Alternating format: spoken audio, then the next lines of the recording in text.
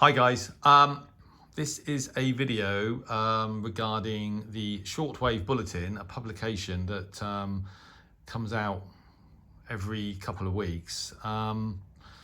The editor and the guy that started all of this is Thomas Nilsson, which a lot of you will know, acclaimed DXer, well, maybe more iconic DXer. I've been a subscriber to the Shortwave Bulletin for several years now, and I have a confession to make that I think I've only contributed to it once, maybe twice. Thomas will probably know. But I've been reading it twice a month for several years, and that's not really on. Thomas produced issue number 1 of the Shortwave Bulletin, and I only checked this today, in 1961. So this thing's been going about 64 years, and several years before I was born. Unbelievable, really. And what's even better is that every single issue, as far as I can make out, is available to download online from 1961 through to the current issue is actually 2084, which I say I'm not featured in it, but I'm in it because I took the decision to try and contribute at least once a month to the bulletin, because I'm getting all the benefit of it and not contributing, and I think that's probably quite common and a source of frustration for Thomas. So I wrote to him a few days ago and attached an article that I had written for I actually wrote it for the Harwell Amateur Radio Society QRV publication that comes out once a month, and I do contribute to that, but some of that, of course, pertains to ham radio, not shortwave DXing, etc. But I've written lots of articles over the past few years for QRV, and those that I can use or that are relevant to Shortwave Bulletin, I'm going to send them to Thomas, and I'm going to obviously write articles as well, contribute in any way that I can. So the reason for this video is to basically increase the awareness of Shortwave Bulletin. You know, that I've got nearly 11,000 subscribers. I think most of you listen to HF a lot. Some of you, like me, all the time. And I'm absolutely certain that anyone that doesn't subscribe to Shortwave Bulletin, and it's free, would benefit from receiving a copy in your inbox twice a month. So this is the issue from the July the 6th. I'm just going to quickly run through it. So there's always web links. So the web links at the start are where you can actually download the archive copies, etc. In fact, it's here, www.hard-core-dx.com/swb/archive.htm, and there's a link there to sort of more recent, the recent archive, and then the older archive. And as I said, it goes back to issue number 1. So it always starts off with some sort of QSL comments, etc. And that's basically comments that Thomas has received over the past sort of couple of weeks. And there's always a short sort of editorial on the left-hand side of the front. Thomas talks about what he's been up to. And then there's log info. So these are basically useful links where you can find shortwave DX information online. So I won't go through them all, but there's the Shortwave Central radio blog we all know about, DX Fanzine. There's several there. Oxford Shortwave log isn't on there, but obviously it's a YouTube channel. I don't know whether Thomas might want to include it. It's up to him, I don't mind. And then the log always starts on the 120 meter band, right at the top of the tropical band. And as you can see, we've got Shortwave Australia here, 2310 kilohertz was copied by, I don't know any of these people, but Sega. So, and then it just runs through the sort of tropical band, down through into stuff that we do here, or I hear, Radio Mozoj Chasky, 3310 kilohertz, with comments on the sort of transmission, etc. 4755, Voice of Indonesia, 4775, Radio Tama, which booms into Oxford from time to time, as you know, 4940, Estacion, which we know about as well. So down through the tropical band, and then all the way through HF, Radio Mali, 5995, Bamako, which I hear a lot, and then 6050 HEJB, Ecuador. It's all on there. So it's interesting to learn how others are hearing the same DX as you, but it's also interesting, of course, because there's DX on here that I've not heard. Quite often, because of timing, I'm not really around in sort of early evening for certain DX. Mine is almost always late at night or sort of very early in the morning. But it's, as you can see, although there's a lot less on shortwave now than there was in 1961 or 71 or 81 or 91, there is still a lot of stuff to hear, and a lot of it is captured here, and with, as I said, program details by DXers around the world that support Thomas in producing the Shortwave Bulletin. So as you can go, as we go on, all the way through to 19 meters and beyond. So from what is it, 22 I think radio Shortwave Australia 2310 kilohertz all the way through to 25.8 megahertz. And it's great to have this every couple of weeks. I always have a look through it.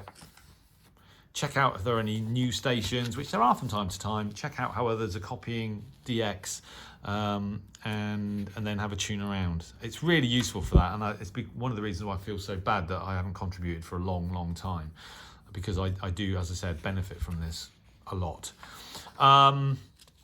The Volmet, okay, so there's a section on clandestine and target broadcasting. Sometimes that section's a bit bigger than on this particular issue, but Volmet and utility stations is also very useful, and some of you will know that I've sort of copied several sort of DX Volmet stations, Australian Volmet and what have you. And the reason for that is because I found the frequencies in Shortwave Bulletin and then started tuning around, and to my surprise heard several of these. So VMC and Chesapeake, and as I said, Australian Volmet, I've copied them all. My awareness of those stations is because of Shortwave Bulletin, so for that it's brilliant. Then there's a station news section, so where if new stations are opening up, they're covered in here, and that's global. So there's news of a petition to revive the Northeast Service Shortwave Broadcasting, Indian listeners, and etc. Then there's some information on the from the QSL manager of Akashvani's Spectrum Management and Synergy Division in New Delhi. And Radio Taiwan International has brought a new website online. So just general station news. And then there's other radio news section. 100-year anniversary transmission from SAQ Grimton VLF. I copied that actually. And then there's a history of the BBC on longwave with a sort of web link. These are just examples. And then there's a web link to Waves of the Past, which allows you to tune into radio stations of the past using receivers of the same age as backdrop. So that's like an online thing. The world WOR music programs on shortwave. There's an updated sort of file now, schedule file, Texas Radio shortwave schedule, etc. Then a piece on DX engineering. So it's not all in English, by the way. Some of it is written in the sort of in sort of local language, depending on who sort of who supplied the article. But cut and paste it into Google Translate if you wanted to.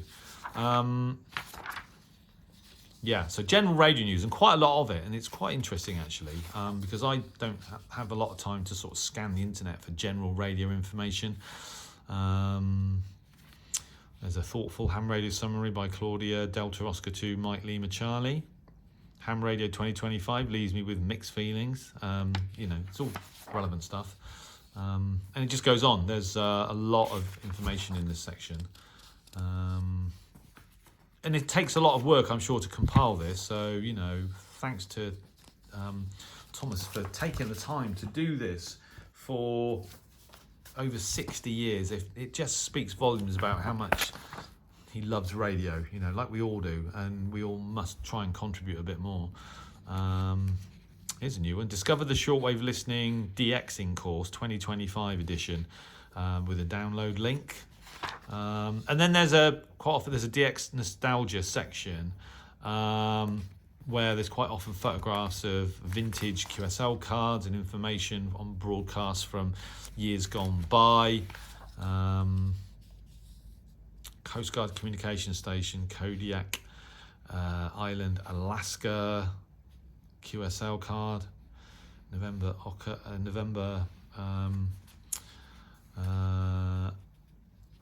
Oscar Juliet, home of the cable eating bears. Radio Aeropuerto, 1957. You get the idea. So a lot of sort of nostalgia, vintage QSL and other radio information. So there you go. That is the Shortwave Bulletin, published I think every 2 weeks, there or thereabouts, by Thomas Nilsson. And we should all be extraordinarily grateful that Thomas keeps doing that. He's actually mentioned in this isn't, as I said, the latest issue features myself, so I didn't want to put myself up there. He says that he still hopes that more of us will send some form of contribution now and then. For the time being, he's going to produce a few more issues of Shortwave Bulletin, so it's not the end, but I need your cooperation. And I read that and thought, well, nobody more than me really should be, needs to help out here, so which I'm going to do. So part of that is to promote Shortwave Bulletin to my almost 11,000 subscribers, and you can email Thomas at thomas.nilsson@dxinfo.sierra echo. So that's Thomas .nilsson at dxinfo.se, and as I said, web links etc. are available. So please contact Thomas, please subscribe and benefit from the information provided within, because as I said, if you're a shortwave listener, DXer, there's a lot of information here from sort of local knowledge, people who sort of live much closer, people in South America or wherever, in Asia. So for me, that's really useful. And also the Volmet and utility station section, I use those all the time. And so, the more people actually subscribe, the more likely it is that Thomas is going to continue to receive enough material to keep publishing it. And, this is up there with, the WRT8, World Radio and TV Handbook. That's one of the very few publications left actually in physical print. But, I want to keep our beautiful hobby alive for as long as possible, and Shortwave Bulletin, for me, it's so important that we need to make sure that it continues and help Thomas do that. So as I said, please subscribe, and please, once you've done that, try to contribute for Thomas. Okay, lecture over. I'm only joking, but you understand where I'm coming from. Thank you so much. Wish you all good DX and 7.3.